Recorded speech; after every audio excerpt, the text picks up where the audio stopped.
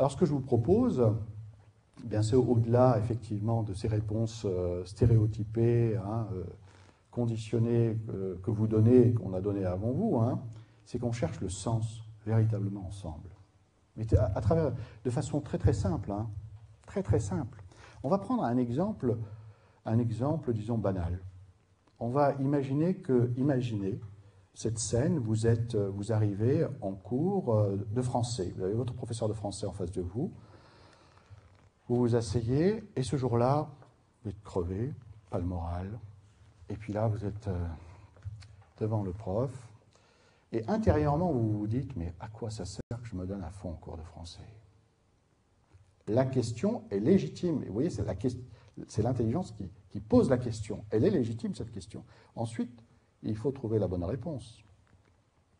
Alors, imaginez que, posant cette question, vous cherchiez une réponse, et la seule réponse que vous trouvez, c'est « Bon, ça ne m'intéresse pas ce que raconte le prof, mais je suis bien obligé d'écouter, sinon je risque d'avoir une mauvaise note au prochain contrôle. » Si je donne cette réponse, ça va déclencher une motivation à 100%? Comment? Non.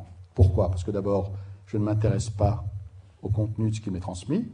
Et d'autre part, je m'oblige à m'y intéresser et à écouter, je me fais violence simplement par peur d'avoir une mauvaise note au prochain contrôle. Alors quand je donne une réponse comme ça à mon intelligence, bon, qu'est-ce que vous voulez? Ça lui escagasse le moral à l'intelligence. L'intelligence, elle ne déclenche pas la motivation. Parce que l'intelligence, quand elle pose des questions de ce type, qui sont des questions extrêmement importantes, elle veut la bonne réponse. Alors si vous le voulez bien, on va essayer de donner la bonne réponse, en raisonnant ensemble, pas à pas. Alors on est dans la même situation, fatigué, pas le moral, le cours de français se déroule, et on se pose la question intérieurement, à quoi ça sert que je me donne à fond en cours de français?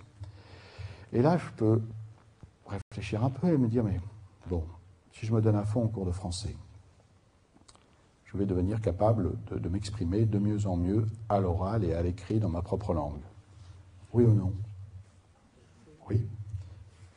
Et si je m'exprime de mieux en mieux à l'oral et à l'écrit, je vais devenir capable de très bien communiquer avec les autres. Oui ou non? Et savoir communiquer avec les autres, est-ce que c'est quelque chose qui est important dans la vie? Tu es d'accord ou pas? C'est important dans la vie de savoir communiquer avec les autres? Voilà. Est-ce que c'est moyennement important ou est-ce que c'est très important? C'est très important. Vous voyez, on a basculé de l'école vers la vie. Et là, on rigole moins. Parce qu'une personne qui a des difficultés à communiquer avec les autres, est-ce que c'est une personne qui peut être pleinement épanouie, pleinement heureuse? Une personne qui a du mal à exprimer aux autres clairement ce qu'elle pense, ce qu'elle ressent, elle va être détendue, cool, épanouie? Non. Cette difficulté sera vécue en elle comme une souffrance. Vous le voyez bien d'ailleurs quand vous êtes entre copains, vous avez un jour ou l'autre assisté à cette scène un peu douloureuse, un copain ou une copine qui intervient pour donner son point de vue, puis il y en a un qui dit on ne comprend rien à ce que tu racontes. Ouf! Quand vous prenez ça dans les dents, ça fait plaisir. Ça vous arrive une fois, deux fois, trois fois, ça va développer l'estime de soi. Qu'est-ce que ça provoque? Et vous le voyez bien, vous le sentez bien, très facilement. Quand effectivement on essaie de s'exprimer et puis qu'on n'ait pas compris des autres, on a tendance, peu à peu, si ça se répète, à ne plus oser parler et à se recroqueviller dans une attitude de timidité. Et quand on est dans cette attitude-là, est-ce qu'on est épanoui? Est-ce qu'on est heureux? Certainement pas. Il peut y avoir une autre réaction, quand vous dites à quelqu'un, on ne comprend rien à ce que tu racontes. Il peut réagir comment? Il se sent humilié, agressé, il va réagir par la violence. Est-ce que la réaction par la violence, c'est le signe d'un épanouissement? Vous voyez? Alors, en réfléchissant un peu, vous apercevez que le but véritable des cours de français, écoutez bien, ce n'est pas de produire des notes sur du papier, sur des bulletins. Le but véritable des cours de français, c'est de développer et de perfectionner en vous l'aptitude à très bien communiquer avec les autres.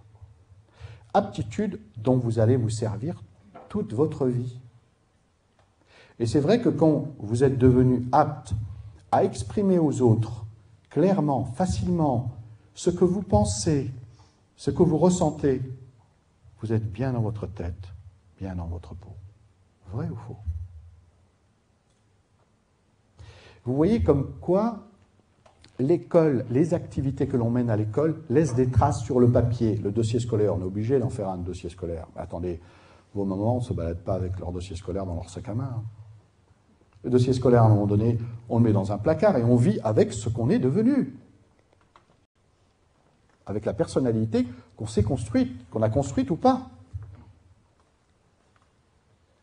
Donc vous voyez, quand je suis en cours de français, que je travaille, ce qui doit me motiver, c'est pas la volonté d'obtenir de bonnes notes, c'est le fait que j'ai compris que tous les efforts que je fais en français, heure après heure, jour après jour, semaine après semaine, mois après mois, développent et perfectionnent l'aptitude à très bien communiquer avec les autres dont j'ai besoin pour être heureux dans ma vie. Et quand on a compris effectivement qu'en se donnant à fond au cours de français, on va développer et perfectionner cette aptitude à très bien communiquer avec les autres, et que c'est essentiel pour notre épanouissement personnel, attendez, ça prend une telle valeur qu'on se donne à fond. Et comment on se donne à fond? Eh bien, on a de bonnes notes. Vous voyez ce que je veux dire? La note, c'est qu'une conséquence, si vous voulez, du travail de qualité que je fais. Et si je fais un travail de qualité, c'est parce que, eh bien, je me suis donné à fond, que j'ai une motivation à 100%. Et pourquoi j'ai une motivation à 100%? Parce que je sais que ces efforts répétés développent une aptitude essentielle pour ma vie et pour mon épanouissement durant toute mon existence. Deuxième exemple que je peux vous donner très rapidement, pour que vous saisissiez bien les choses. L'apprentissage des leçons.